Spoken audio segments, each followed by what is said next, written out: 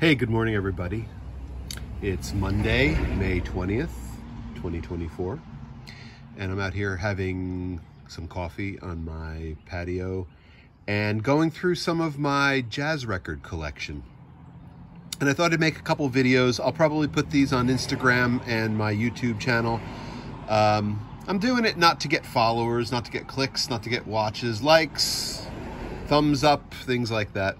I really don't care about that stuff. But I'm doing it because I know that I follow a number of accounts on Instagram and YouTube where people look at their jazz or classical record collections and talk about the music and things like that. So I thought I would do that too. Why not? There really isn't any reason not to.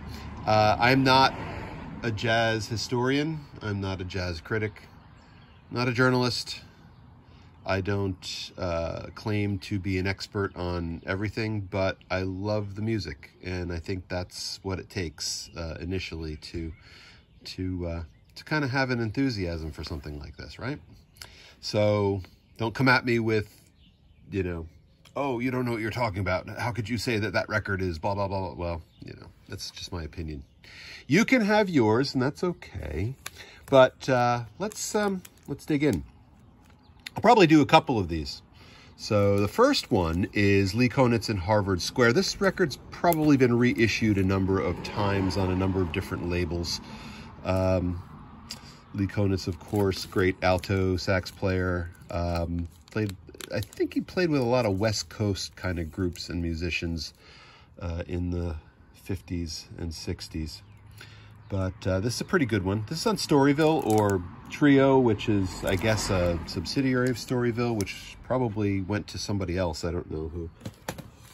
Art Blakey and the Jazz Messengers Night in Tunisia on Blue Note. This is probably in my top 10 jazz records. This is an amazing album. The compositions on this album are amazing. This is a Japanese pressing. I don't know the year. That's another thing. A lot of record collectors are going to talk about pressings and early editions and stamps on the runout groove and stuff like that. And I'm not really into that kind of stuff. A lot of my jazz collection, anyway, is made up of reprints, reissues, right? Not original copies, not going back to the 40s, 50s, 60s. Etc. But just, any kind of copy that's clean, neat, that I can get my hand on, and that plays well. That's kind of what I'm interested in. So there are better and probably more valuable pressings of that Blakey record than I have, but that's okay. Here's Carla Bley, Musique Mécanique. This has a really cool composition called Jesus Maria on it. Jesus Maria and Other Spanish Strains is a really beautiful composition. I've actually played a little bit of that with guitar, trying to make a kind of a solo arrangement. I might kind of go a little further with that at some point. Relaxing with the Miles Davis Quintet. This, of course, is one of the 4 or 5 releases that came out of the 56 sessions for Prestige that Miles and Coltrane, Red Garland, Paul Chambers, Philly Joe Jones did. And that was done, I think, to get Miles out of his contract with Prestige, because Columbia really wanted him, which was probably the most lucrative thing he could have ever done. But this is an amazing record. Relaxing with the Miles Davis Quintet. I don't want this to be too long, because then it gets to be a drag, so I'm just going to go kind of quickly. I have a couple ECMs. This is a great album by Italian trumpeter Enrico Rava.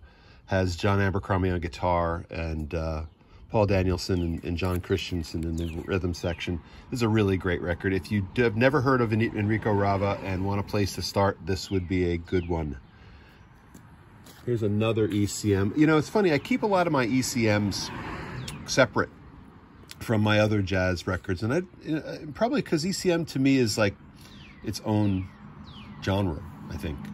But this is Ralph Towner's Solstice, and I think this is the first Ralph Towner album I ever heard, and I completely fell in love with his style, and he's been a great inspiration to me as a guitarist. That album also has alto by Jan Garbarek, which this is Jan Garbarek's, I think, second or third album. This is a really good one, Sartre.